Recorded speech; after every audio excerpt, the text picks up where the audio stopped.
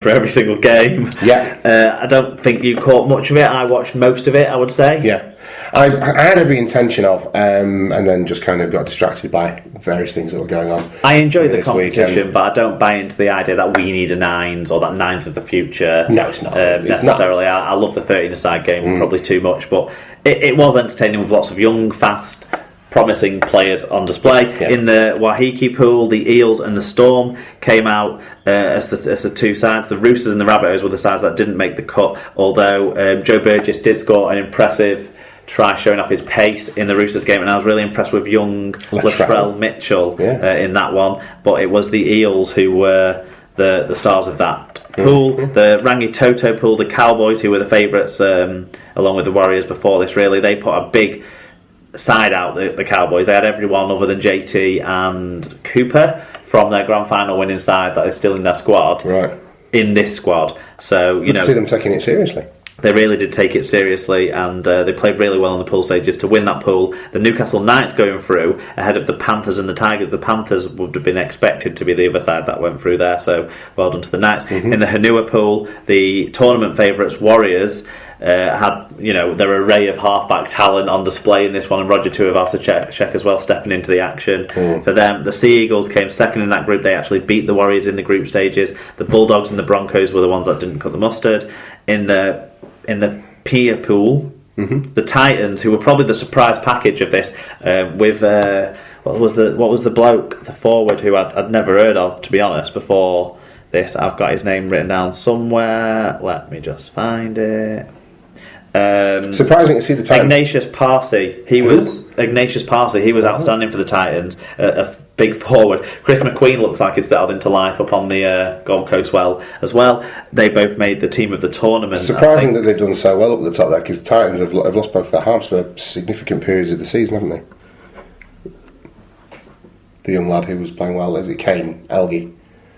He's out India for the majority of the season as well. So the Raiders came in second in that group. The Sharks and the Dragons were the also-rans there. In the quarterfinals, that meant the Eels beat the Knights 12 points to 8. The Storm beat the Cowboys 14 points to 6. The Warriors beat the Raiders 16 points to 8, and the Sea Eagles were beaten by the Titans 24 points to 4. The Sea Eagles, it must be noted, lost a few players through injury. They have a hooker injury crisis quickly bubbling up as the season approaches. If they didn't have an injury crisis already, then Happy Coruscant, the only fit one left, goes and gets arrested for some sort of breaking into someone's house thing. I'm not really sure what the crack is with that. But, you know, another stupid decision by a stupid NRL player, it seems. Work, yeah. In the semi-finals, the Eels beat the Storm 17 points to 8. The Warriors had a really dominant performance against the Titans, 22 points to 4. Sean Johnson kept up with his just running around and inside everyone and scoring bonus zone tries whenever he felt like stepping. But then when they got to the final, unfortunately for Sean Johnson, he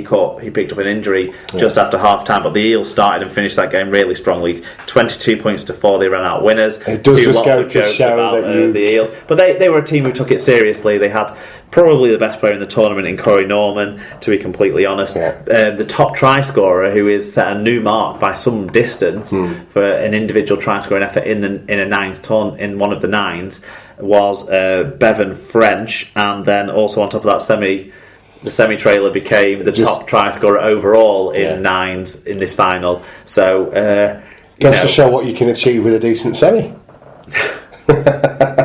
Come on, I was never going to not make a joke. No, it was good work, Tom. No. Yeah, so that was it. Well done to the Eels, and it was an entertaining tournament. And you know, because they get to have, well, it rained quite a bit actually in Auckland for this year's tournament, but because they get to have it away from the fucking weather, isn't it? In the summer, and you know, not necessarily be an issue that not all the star names are there, because they managed to bring things around. The Kiwi Ferns won the series 2-1 against the Gillaroos in the women's tournament, which was entertaining stuff as well. So all in round, enjoyable experience to watch it on TV. Lots of people there, great stuff, and well done Eels. Yes, fantastic. Okay, so let's look into the future now as we bring you our previews and predictions for round 2 of Super League.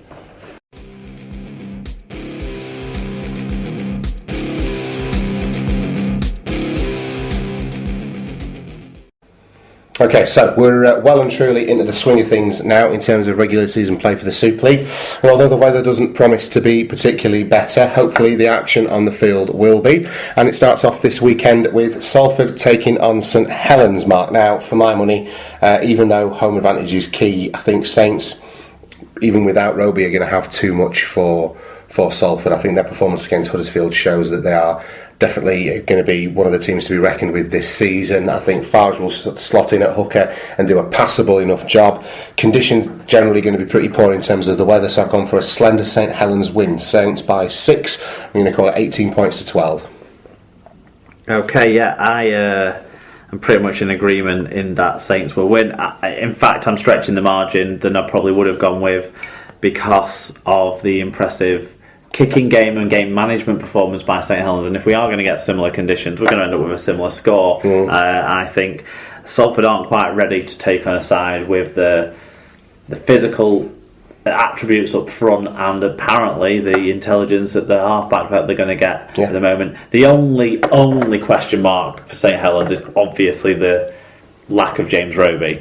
But I think Theo Farge will come into the side and want to show up at Salford, so 30 points to 16 in favour of St Helens. They're going to win one without Roby. There you go. Okay, well, hopefully Huddersfield Giants can do something similar this week. I fucked up a little bit and mugged myself off and locked my picks in before I really gave too much thought to injuries. So I've gone for a slender win for the Huddersfield Giants this week.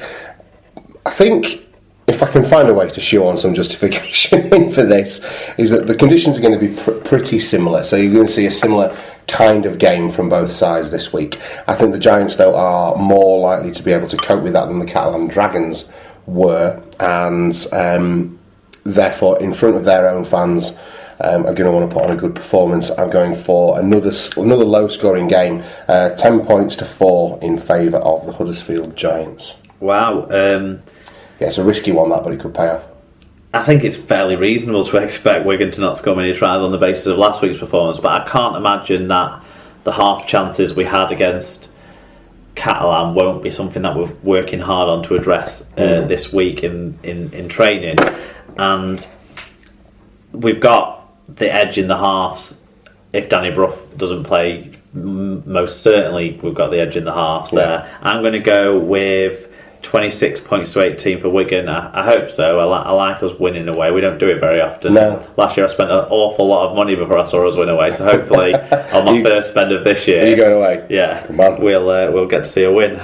Okay, fantastic. Right, they're going to get to play the French style of rugby down in Perpignan this weekend, although I could have picked easier opposition if I was in Lauren Fraser-New's shoes, as Hull FC roll into town. It's going to be a clash of the packs, this one, and whoever wins the forward battle is going to lay the platform for two sets of exciting halves to do their jobs. I fancy Catalan for home advantage on this one, and I think I just about prefer their halfbacks to Hull FC's as well. I'm going to go for a medium scoring game, 24 points to 18. Yeah, the one question mark I have over Catalan, if they're going to keep selecting the team the way they've selected it, is there's not enough pace in that side. Yeah. That's my one worry about there's not that genuine spark at the moment. But I kind of half expect that JD Broughton might come in for Fuad Yaha on the wing, make it an almost entirely Frenchless side, other than the Frenchest Frenchman go in. Gregory Mooney. Yeah, they've got to be in the pack. Yeah, they have got a few in the pack. Pelissier. And Aiton's out, so Pelissier's going to have to do long minutes. But I think Olivier Elmer. I think Pelissier revels in that sort of environment anyway, doing the long minutes. Yeah. I'm going to go with a Catalan win in a close and entertaining game for us to watch on Saturday tea time. 28 points to 24. Okay, fantastic. Next game of the weekend sees Castleford taking on the Wakefield Trinity Wildcats over at the Menderhose Jungle on Sunday afternoon. It could be Castleford by 1 million on a summer's day for me, this. Trin, not humiliated at home against Widnes, but certainly not the start they would have wanted. Castleford will definitely be getting a rocket put up and this weekend, courtesy of Mr. Powell. I don't think there's... I just can't see a way for Castleford to lose this unless they implode. I'm going for Cass by 10, 20 points to 10. I'd have credited them with a lot more points if it was nice weather. I would have had them winning by 30 or 40 points if Michael Shenton wasn't injured, I've scaled it back slightly, so I'm going 30 points to 10 that they're going to win. But I can't see Wakefield beating a Cast side that I would hope, for their sake, put on a much more complete attacking performance than they were able to last weekend. Well, there you go. Okay, Widnes Vikings host the Leeds Rhinos at the Select Security Stadium. They'll be buoyed by a good start, and getting the result away at Wakefield is definitely that for Dennis Betts' side, but I think Leeds will have too much class across the park for them. Admittedly, without Danny Maguire, I still fancy Leeds' pack to win the battle of the forwards. They've certainly got the better back line as well, and if they can get their young halves clicking, I think it could be Leeds by a bit of a cricket score. As it happens, I'm going to go Leeds by 18 points, 36 points to 18 in favour of the Rhinos. Yeah, I'm not convinced by Widnes enough to give them this, even though it wouldn't shock me if this was a kind of game where Kevin Brown turned up and had an absolute blinder, and if the other pieces around him follow suit and just do their jobs. That sometimes is enough in these kind of games. But I sort of feel like Leeds won't want to go on a double losing spell at the start of the season. I think what Leeds will do is they'll make sure those outside backs will take more responsibility for the game, with the halves not being what necessarily they need to be. And the forwards, I would expect to do a bit more grunt work than I felt like they did against Warrington. And if that's the case, all the halves have to do is ship the ball out to those really talented centres after being set a platform from some forwards. And so I'm going to go 36 points to 10 in favour of Leeds. Okay, final game of the weekend sees Warrington take on Hull KR down at the Halliwell Jones. This could be a big score as well for me. I think Warrington at home, with this new halfback combination of the Antipodeans clicking, the forward pack getting on a roll, Chris Hill looking every inch the powerful unit that he is. They've got some explosive wingers and a good fullback in Matty Russell. I think they could put a cricket score on Hull KR here, who showed some resilience and some character to get a draw, but I think coming away to Warrington might see them unstuck in terms of that forward pack. 40 points to 20 I'm going in favour of the Wolves.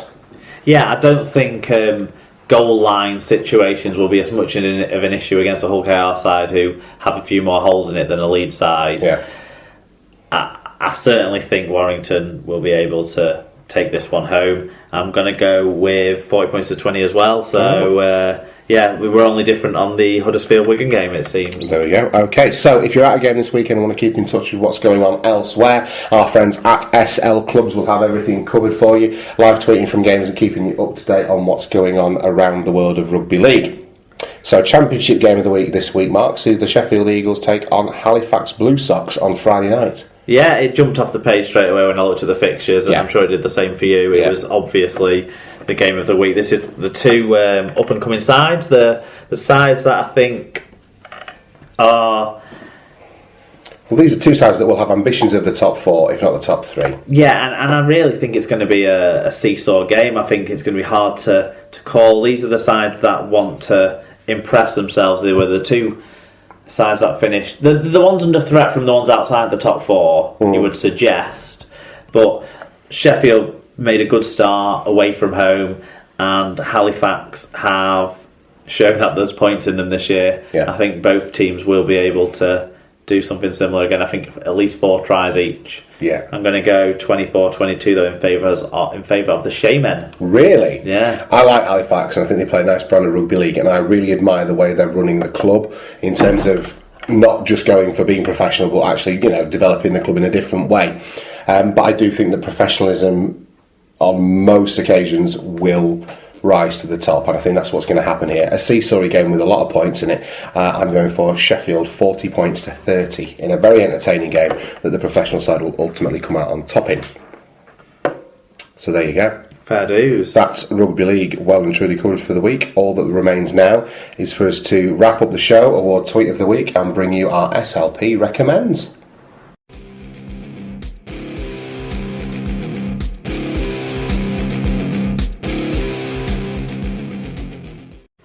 Okay, so that's another episode of Super League Pod in the books.